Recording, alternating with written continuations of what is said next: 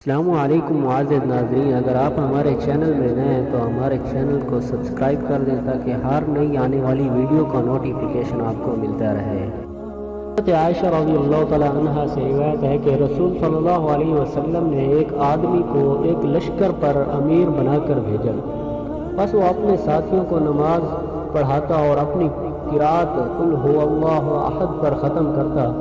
جب یہ لشکر لوٹ کر آیا تو انہوں نے رسول صلی اللہ علیہ وسلم سے بتلایا۔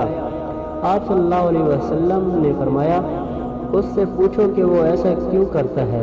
انہوں نے پوچھا تو اس نے بتلایا کہ اس میں رحمان کی صفت ہے، اس لیے کہ میں اس سے پڑھنا پسند کرتا ہوں۔ رسول صلی اللہ علیہ وسلم نے فرمایا، اس کو بتلا دو کہ اللہ تعالیٰ بھی اس سے محبت کرتا ہے۔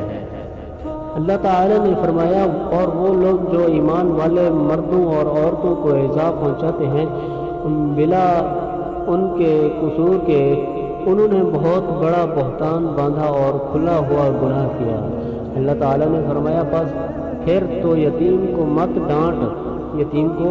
ڈانٹ اور سائل کو مت جھڑک۔ سائل کو یعنی کہ مانگنے والے کو نہ جھڑکو۔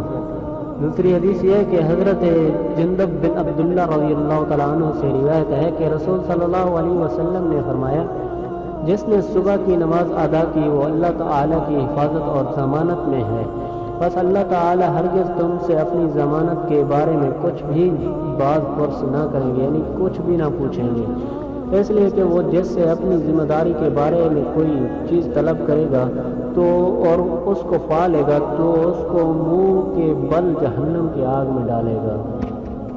اللہ تعالیٰ نے ارشاد فرمایا، پس اگر وہ توبہ کریں اور نماز کو قائم کریں اور زکوٰۃ ادا کریں تو ان کا راستہ چھوڑ دو۔